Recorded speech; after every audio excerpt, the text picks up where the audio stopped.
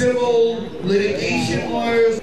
I said, even on the days like when we were over there, and they were my great friend Carla, and I wanted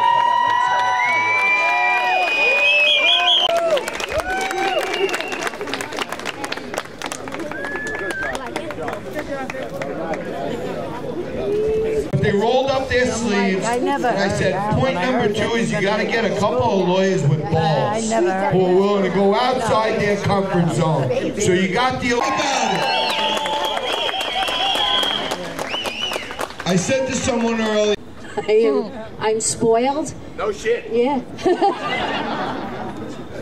I absolutely do not have fight or flight. I don't have flight in my DNA. And I just want to hear tonight, where are my moms? Woo! Louder!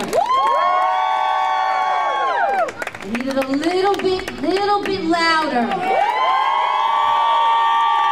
I've never come across a group of moms. Rest up.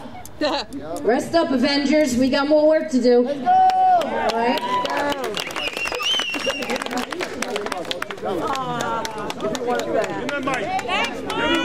And I will get this right now. So I will end this with, we will continue to do no harm. Migrants might get one of my kids to say, thank you, Dad, but I didn't get shit. But you know what? Carla started it. I think the first time I asked her to get up here and talk, and she talked about her mom, Diane, and how Diane taught her what to be, and how she came up with her slogan, do no harm, take no shit. And I think everybody down here was out here for the same reason. I live in Annandale, you know? But we were all out here for the same reason, because what we want is exactly what our parents showed us and what they wanted. They wanted to leave this place better for their kids than it was for them. And we all saw that sliding the wrong way. And we stood up, and people like Carla and everyone here, they looked at their moms and their grandmas and said they wouldn't stand for this shit. And we came together as a family. I feel like we're a family more than ever. And Carla, you're a big part of that. God bless you. Thank you for that. Thank you, Carla. All right, now we got these great politicians, we got these great lawyers, we got these other shit. Rallies. You need great screamers. Yeah, you guys, not even close to our next speaker. The man, the myth, the legend, my friend since, I don't want to say 1970s. Give everybody a tiny bit of... What brings you out to Staten Island again for the celebration or anything? What you're here for? Well, this is the first victory of many others to come. Now that we have one community that has shown how you can fight back, how you can fight City Hall and win. Now we have to replicate this all over the city and in the surrounding suburbs. So,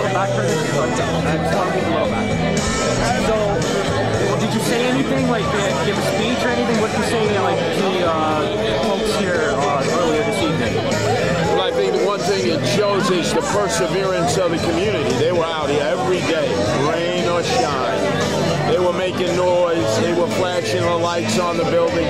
They were making it untenable and intolerable for anybody in there. But it was really ultimately the fact that City Hall didn't do due diligence. They picked a building that everybody told them in advance, friends and foes would not be able to house people. It had plumbing problems. It had sewage problems. Obviously, the fire marshals determined that it was a fire trap. So all of that worked in the favor of this neighborhood in Grasmere. And obviously, they've gotten 7 other vacate orders in other buildings around the city. So the city really is going to have to regroup, and they're going to have to figure out what to do. But with this victory, it gives a lot of hope and a lot of potential to other neighborhoods to follow in the footsteps of what happened here at St. John's Academy. What else have you taught? It's been some time since we last spoke. It's been some time since we last both. Have you done anything at the other migrant center at that senior place on Fodder? Yeah, well, from St. John Villa Academy, the thrill of victory, and the agony of defeat today, as we saw there was a compromise made about Floyd Bennett Field, which nobody was aware of. The Republican councilwoman from the Rockaways, Joanne Ariola, cut a deal with Eric Adams to house 500 illegal aliens there. Now, they claim they're women and children. That's what they always do. And it never turns out that they're women and children. It's usually single, able-bodied young men. Well, she never bothered to solicit the response of the community. And that means we're going to block it. Because the moment you allow any migrants in, more will follow. That's always the legacy of what happens with the Eric Adams administration. So what actions are you going to take in regards to Floyd Bennett Field? Do you have any planned protests? Well, I'm demanding that there be a town hall meeting. You know, it's interesting in Chicago, which has a similar problem. They have a town hall meeting before they're going to open up a migrant center. And boy, the mayor and the aldermen catch grief. But at least they stand there and take it. That doesn't happen here. I'm going to demand that that be part of the process. But any planned demonstrations or protests at Floyd Bennett Field? Oh, the other big place is Creedmoor, because they're now starting to move them into nearby Nassau County, Roslyn, Manhasset, Port Washington, and that's got to be stopped. Okay, you planning anything in regards to Creedmoor? Like any protests again? Oh, they'll be coming fast and furiously, but none for tomorrow. We're going to cherish this victory, but then know that there are many, many other battlegrounds yet to be waged. And just a quick off-topic question, Curtis. As you know, the situation in the Mideast has been going on for some time. In the last couple of weeks, the migrant issue has kind of been taking a backtrack. What's your thoughts in the situation over there? Well, it is interesting that today AOC and others said that we should allow the Palestinians in the Gaza to come here to New York City to seek sanctuary as asylum seekers. What, are they out of their mind? That's crazy. The problem there in the Middle East is something they're going to have to resolve. And they're going to have to sit down and resolve it. You can't be having a war every 50 years. But that seems to be the legacy and the history there. Obviously, I support the right of Israel to maintain its independence and autonomy, but everybody has to do something about Gaza because nobody wants to deal with Gaza. To everyone, you have anything else you want to say on this topic? Excuse me? You have anything else you want to say on this topic? No, as I said, I've been to Israel, I've been to Jordan, been to Lebanon, and I was actually in the Gaza in 1998 when it was run by the Palestinian Authority when there are no barricades. Nobody wants to deal with Gaza, not the Egyptians, not the Israelis, not the Jordanians, not the Americans, not the Syrians. Nobody wants to deal with Gaza, but they're going to have to all collectively deal with it. What have you been hearing from your colleagues? What have you been hearing from your colleagues in regards to this conflict so far? In regards to what? To this conflict. What have you been hearing so far? We were terrorists. Not much, because it just seems to be it's a stalemate right now. I'm sure we're going to see a lot of activity going on, but the clock is ticking. Israel, I think, has about a week to go in and get out Hamas. After that, the whole world is going to turn on them as being oppressive, colonialists, people who impose apartheid on the Gaza. The pendulum will swing. Okay. And you said AOC mentioned that she wanted to, for some reason, can you play more on that? AOC and members of the squad said we should offer political asylum to those in the Gaza who are Palestinians who are trying to flee the violence. And I said, that's the absolutely craziest thing to do, because in that group, you're going to have members of Hamas, Islamic Jihad, Fatah. That's not something that America should get involved with at all. And by the way, and back to the migrant crisis, do you have anything else you want to say? What do you think of Eric Adams' stance? He went on that 4-day trip just prior to the situation. You got to What's your thoughts on that? next time. Well, Mayor Eric Adams, swagger mayor with no plan, actually said after his 4-day vacation to Mexico, Ecuador, and Colombia that maybe the migrants didn't understand that he was there to tell them to stay there, because he certainly didn't spend any time doing that. He spent a lot of our money, and he should have been here in the city dealing with the crisis, not over there. But you mentioned he went close to the Darien Gap where the boats were. What do you think of that? He made it seem like he was taking his life into his hands by going into the Darien Gap. Almost every photojournalist, every video journalist, every reporter has been to the Darien Gap. Spare me, Eric Adams, that you were risking your life. You didn't learn anything on that trip that you shouldn't have already known. You should have spent time on the border.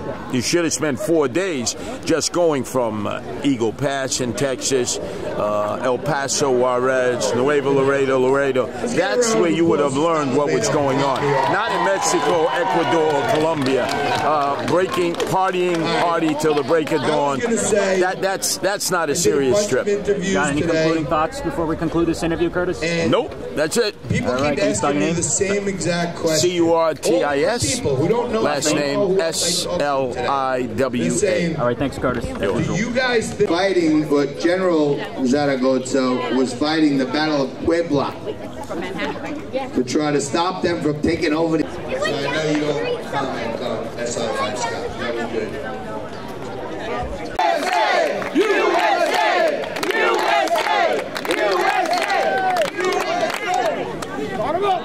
All right, just because... Giving all you guys credit, so God bless on that one. Our work, and no matter what anybody says, all the grannies and moms in the group. On Wednesday night, people out there who take advantage of people in poverty and figure out ways that they can suck money out of the city to make believe they're taking care of people that need help. And Terry Troyer and Project... We got all different tactics. You're not leaving, are you? So I was right the first time. So, Mr. Lobaido, Wednesday is this a win? 8 o'clock at Of course it's a win. It's a huge win. Not the Hill Huge. High, 8 But again, p.m. it's- Staten. Let's go tell Terry Troyer. One win, one battle. If anybody can Major come, battle. I'll be there. I hope you'll be there. Many battles. I mean, it's like any other war. There's many battles that you got to get over. But this is, I mean, you've been here. This has been ground zero for this win. Right. Ground zero for the invasion is in Texas. I believe right Texas was now on ground my zero phone I have for the win. For the fix. 1,044 texts in What is my the fix? WhatsApp from all the people. Getting unvetted I'll regroup it illegal in the aliens WhatsApp text. out of a community where there are school children The across the whole street. organization, everything I'll show you we've video done, after this politicians, of the men lawyers, dressed as prostitutes, you people, as women, us people, coming out here every night. There's got to be a Guys who are dressed as prostitutes coming in and out of that building. Yep. Oh yeah, you see it coming out. You see them walking out and then going. And we have pictures of condoms all over people's property up there. And again, this is who a should be the mayor of New York, school Curtis that has Sliwa. Right. little kids. So, I'll ask this in like part A, part B. Is this over, A, locally right here, at this spot, you think this is officially, truly over, and B, for Staten Island, New York, the country? A, is it over here? It's definitely over here. I know that for a fact. And what's great is that these individuals who are being used as pawns by the politicians, city administration, local, because it just goes to prove that, they'll call us the inhumane, racist, migrant haters, but yet they're the ones that put them in these death traps. That's not the only one. There's another one that closed on Staten Island Tompkins. No sprinkler system. God forbid there was a fire and 100 people burned to death. Who's responsible for that? The city. That calls us the racists. And the inhumanitarian people. When they just throw these people, using them as pawns. You know, this mayor could have said, nope, this is not a sanctuary city starting today. Months ago.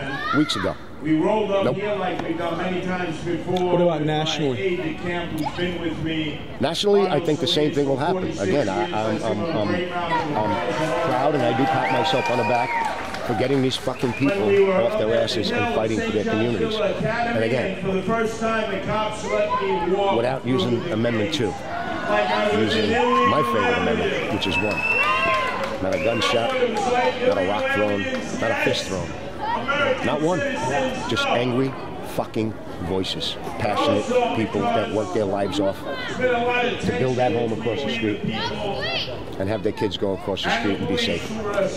Is it what happened here in Staten Island? Do you think this is going to be a model, a template? Yes, yes, it already is. I get messages, emails, DMs from all over the world.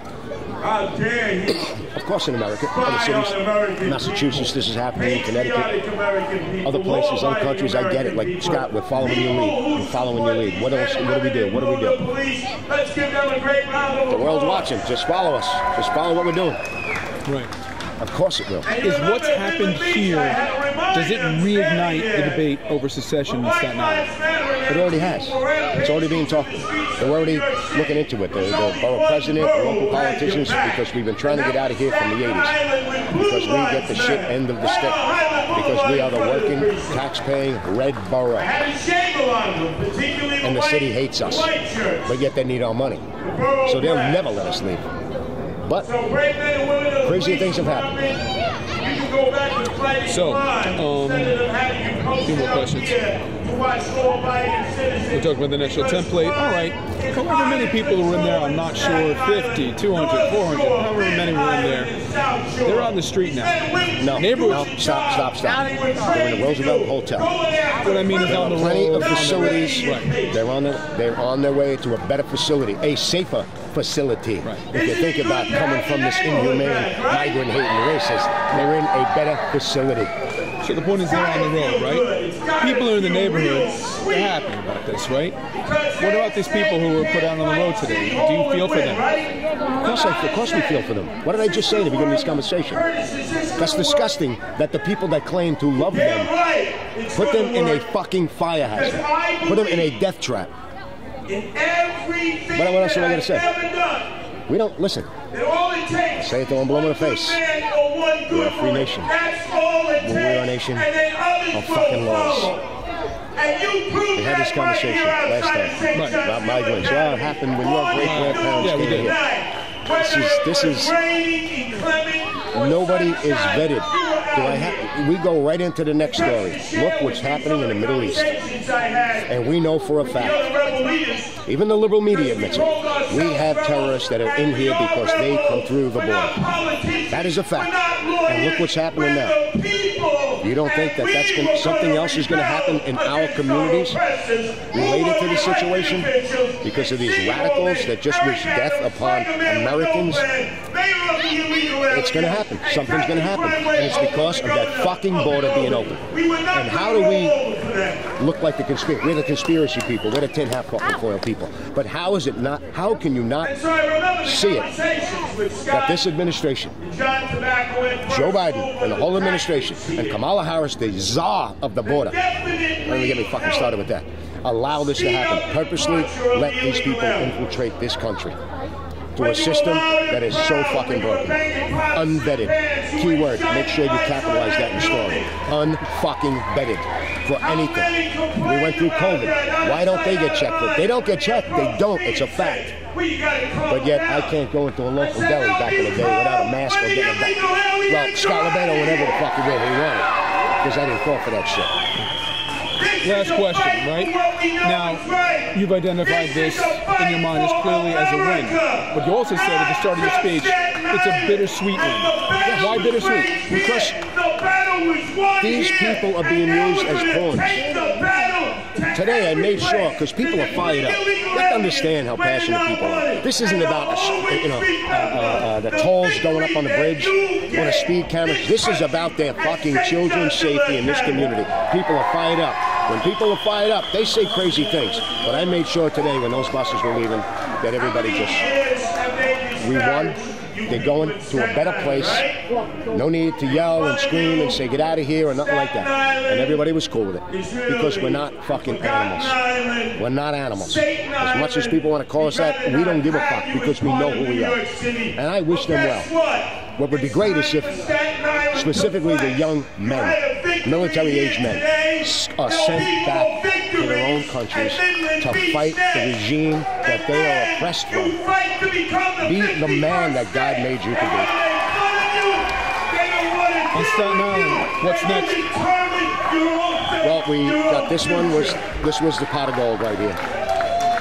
Because the world watched this. The world watched this, and I know it went to the president. It went to the mayor, they went to the governor, and all they did was talk about this place right here. Because this was not supposed to happen. So, what's next is we have the facility on Midland Avenue. And we're going to just head that way and fight that one. Okay. Mr. Lobaido, thank you very much for your time.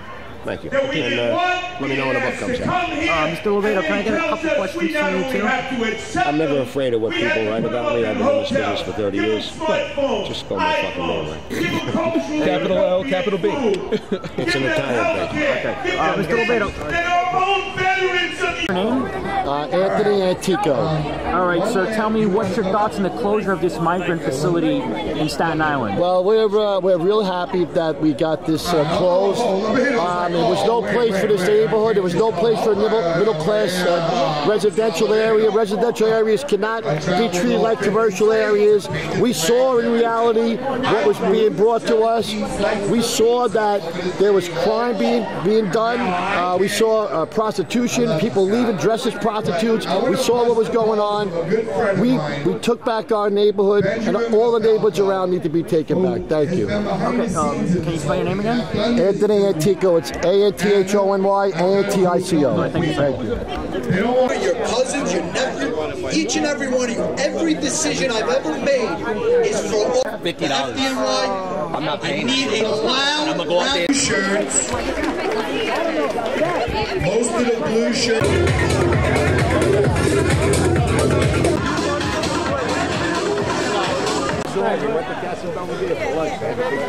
God bless you. As you said, you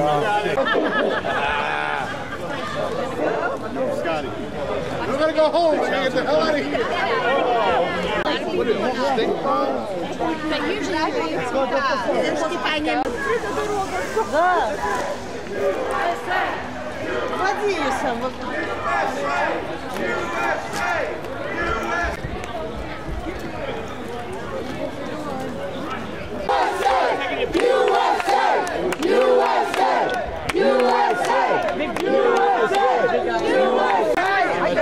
Got our street back. Riders! How does it feel to have our street back? Does it feel wonderful? Got our street back!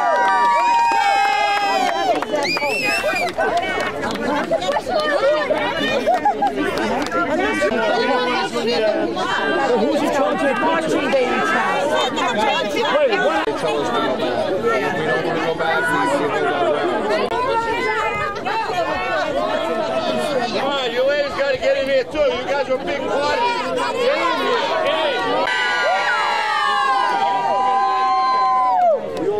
Stand up. Let's hear it.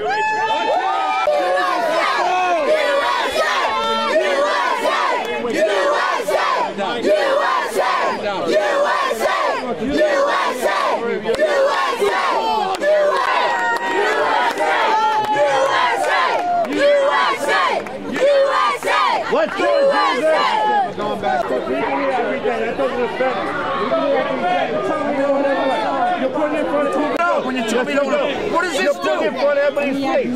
No, I didn't. I went to the side like this. Right in front of everybody. Stop. Go. Give me fucking look at what is this offense? Who does this offend? What'd you say something for? Mind your fucking business. Mind your fucking business. All right, let's go have some drink.